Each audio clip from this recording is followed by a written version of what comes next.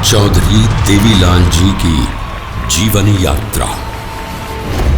जब मां भारती की गुलामी की जंजीरों को देखा तो आजादी के परवाने बन गए। गरीब, किसान, मुजारे के दर्द को समझा तो धरती पुत्र बन गए।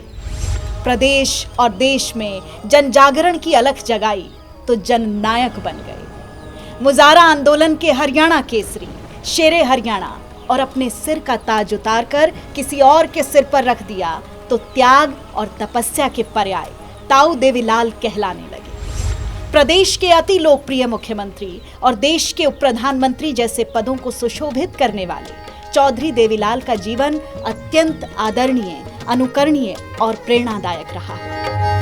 तीन बंधु तीनों की सेवा में जिंदगी दई गाड़ तने, धरती माँ के लाल लाडले धन धन देवी लाल तने। धरती माँ के लाल लाडले धन धन देवी लाल तने।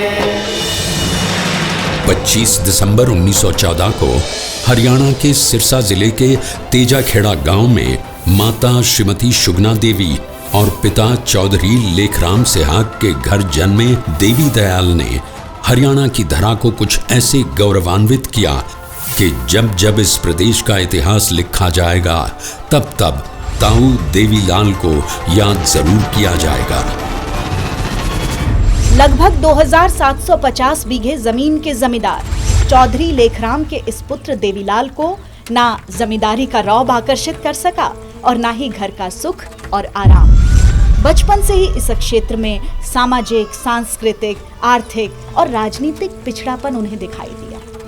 विषमता और असंतुलित विकास, सामंतवाद का दबदबा, राजनीतिक एवं प्रशासनिक पूर्वाग्रह और प्रतिकूलता के इन हालातों का उनके कोमल हृदय पर गहरा असर पड़ा। उनके दिलो दिमाग में सामाजिक और आर्थिक न्याय के विरुद्ध क्षोभ की भावना घर करती गई। यही हालत सामाजिक, राजनीतिक, आर्थिक परिवर्तन लाने और शोषितों को तुरंत राहत पहुंचाने के लिए संघर्ष का रास्ता अपनाने की उनकी मानसिकता के लिए ठोस आधार तैयार करने में सहायक बने। इसीलिए वो मात्र 16 साल की आयु में ही देश की आजादी के आंदोलन में कूद गए और देश की आजादी के प्रति जुनून में देव समाज पब्लिक हाई स्कूल मोगा से अपनी 10वीं की पढ़ाई भी छोड़ दी। बहुत कम लोगों को पता होगा कि युवा अवस्था में लंबे तगड़े चौधरी देवीलाल कुश्ती के बहुत अच्छे खिलाड़ी थे। उनका विवाह अबोहर में रामसरा के श्री गणेशाराम की सुपुत्री हरखी देवी के साथ हुआ। परंतु देश के इस महान सपूत को देश को आजाद कराने की ललक इतनी अधिक थी कि पत्नी का प्यार भी इन्हें घर में कैद नहीं कर सका और वो अब लाला लाजपत राय के अंग्रेजों के खिलाफ चलाए जा रहे आंदोलन में बढ़ चढ़कर भाग लेने लगे, जिसके कारण उन्हें 8 अक्टूबर 1930 को मात्र 16 वर्ष की आयु में गिरफ्तार कर लिया गया और हिसार जेल भेज दिया गया। 1938 में खुद 25 वर्ष के नहीं हुए थे तो अपने भाई आदरणीय श्री साहिबराम को विधानसभा का सदस्य बनवाया। दोनों भाई समाज सेवा के साथ साथ देश की आजादी की जंग में भी कूद पड़े थे। जनवरी 1940 में साहिबराम के साथ उन्होंने सत्याग्रही के रूप में गिरफ्तारी दी। उन पर 100 रुपए का जुर्माना लगाया गया और उन्हें 9 महीने की कैद हुई। 1942 में महात्मा गांधी द्वारा चलाए जा रहे भारत छोड़ो आंदोलन में भाग लेने के कारण चौधरी देवीलाल को 5 अक्टूबर 1942 को गिरफ्तार कर लिया गया। आखिर असंख्य स्वतंत्रता सेनानियों के बलिदान और त्याग के परिणाम स्वरूप 15 अगस्त 1947 को देश आजाद हुआ। देश को आजाद कराने में अपनी भूमिका निभाने के बाद चौधरी देवीलाल ने राष्ट्र, प्रांत और समाज को आगे बढ़ाने की जिम्मेदारी अपने ऊपर ली। आजादी के कुछ वर्षों के बाद ही चौधरी देवीलाल गरीब, किसान और मजदूर के मसीहा के रूप में जाने जाने लगे थे। उन्होंने किसान आंदोलन शुरू किया, जिसके लिए उन्हें 500 कार्यकर्ताओं के साथ गिरफ्तार कर लिया गया। चौधरी देवीलाल के इसी आंदोलन के चलते पंजाब के तत्कालीन मुख्यमंत्री गोपी चंद भार्गव ने एक समझौता किया और मुजारा अधिनियम में संशोधन किया गया। चौधरी देवीलाल 1952 में पंजाब विधानसभा के सदस्य और 1956 में पंजाब कांग्रेस के अध्यक्ष चुने गए। उन्हें आरंभ से ही लगता था कि भाषीय, भौगोलिक और अन्य परिस्थितियों के चलते हरियाणा को एक अलग क्षेत्र के रूप में स्थापित करना जरूरी है। यही कारण रहा कि हरियाणा को एक अलग राज्य बनाने में उन्होंने निर्णायक भूमिका निभाई।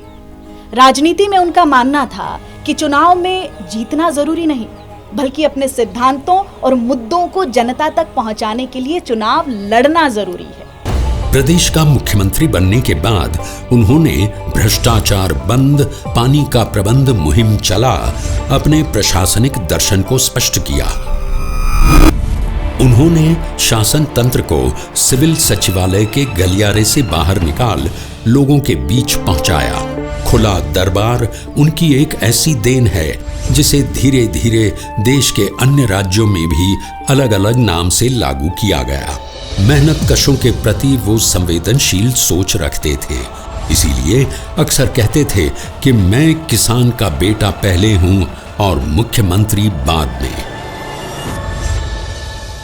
अपने मुख्यमंत्री काल में उन्होंने किसानों के साथ हर वर्ग के लिए अत्यंत कल्याणकारी निर्णय लिए। उनका कहना था कि जब सरकारें बड़े बड़े उद्योगपतियों के लाखों करोड़ों के कर्जे माफ कर सकती हैं, तो किसानों के कर्जे माफ क्यों नहीं हो सकते। इसी सोच को लेकर उन्होंने किसानों के कर्जे माफ किए, जिसके लिए आज भी हरियाणा के किसान उनके प्रति खास आदर का भाव रखते हैं। शोषित कृषक मजदूरा का सदा रहा तू हितकारी, मुख्यमंत्री बने प्रांत की हुई तरक्की थी भारी। कर्जे माफ करे बूढ़ा ने मिलने लगी पेंशन न्यारी, दिया मुआवजा ओढ़े बांटते जब उजड़ी खेती क्यारी। सरकारी रुखा में हिस्सा दिया किसान का डाल तने, धरती माँ के लाल लाडले धन धन देवी लाल तने। धरती माँ के लाल लाडले धन धन देवी लाल तने।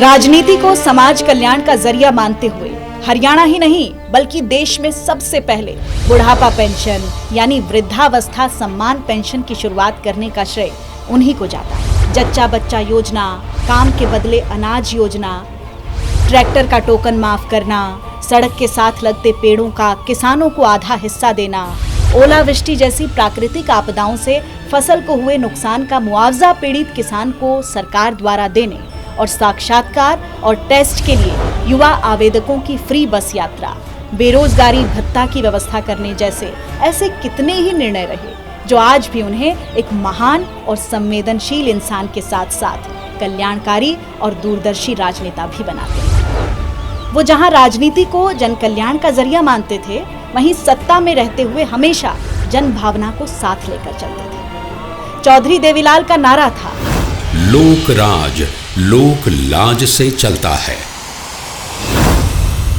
80 के दशक में लंबे समय से गांव देहात के प्रति हो रहे राजनीतिक अन्याय के खिलाफ न्याय युद्ध से सुर्खियों में रहे और फिर 80 के दशक के जाते जाते प्रचंड बहुमत से सरकार बना।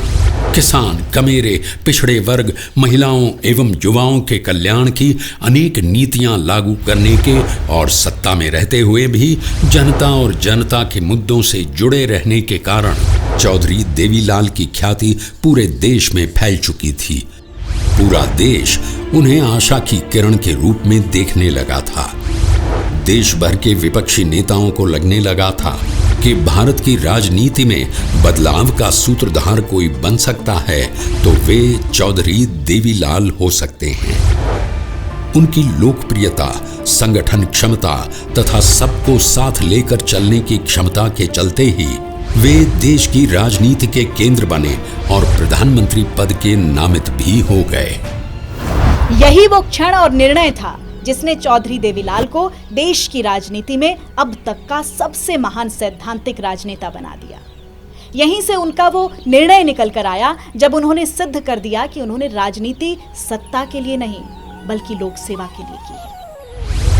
1 दिसंबर 1989 को प्रधानमंत्री पद के लिए नामित होने के बाद उन्होंने अपना ये पद लेने से इनकार कर दिया। देश उस वक्त चकित रह गया जब ये कहते हुए कि चुनाव प्रचार के दौरान मैंने जनता से ये वादा किया था कि वीपी सिंह को प्रधानमंत्री बनाऊंगा, उन्होंने अपने सिर पर सजने वाला प्रधानमंत्री का ताज उदारतापूर्वक वीपी सिंह के सिर पर रख दिया। गिरते नैतिक मूल्यों और सवार से गिरते जा रहे तत्कालीन राजनीतिक परिदृश्य में यह एक अद्भुत निर्णय था। इस निर्णय ने उन्हें देश की जनता की नज़रों में और अधिक महान बना दिया। चौधरी देवीलाल 2 बार देश के उप प्रधानमंत्री बने। 1998 में वे राज्यसभा के लिए भी चुने गए। आजीवन किसानों, गरीबों और शोषित वर्ग की सेवा और युवाओं में शिक्षा का प्रसार बढ़ाने के लिए राजनीति को हथियार बनाने वाले चौधरी देवीलाल एक सच्चे धरतीपुत्र थे। जनता से उनके जुड़ाव और जनहित के उनके द्वारा किए गए कार्यों के कारण ही हरियाणा के जन जन द्वारा उन्हें जननायक कहा जाने लगा। 6 अप्रैल 2001 को भारत माँ का ये महान सपूत इस नश्वर संसार से विदा हो गया। देश की राजधानी दिल्ली में यमुना तट पर संघर्ष स्थल पर इनकी समाधि बनी है। वो इस धरा से विदा बेशक हो गए, लेकिन उनकी खुशबू हमेशा इस प्रदेश की रज में रहेगी। उनके द्वारा किए गए काम आने वाली पीढ़ियों के लिए प्रेरणादायक बने रहेंगे। हरियाणा के राज्य कवि उदय भानु हंस ने उनके लिए लिखा था, जिसने हरियाणा में है युग परिवर्तन का किया कमाल, लोकतंत्र की शक्ति परीक्षा में स्थापित की नई मिसाल, न्याय युद्ध का बिगुल बजा जब लोक क्रांति की जली मशाल, बस जनता ने उस मशाल का नाम रख दिया देवीलाल। जी हां, नाम रख दिया ताऊ देवीलाल।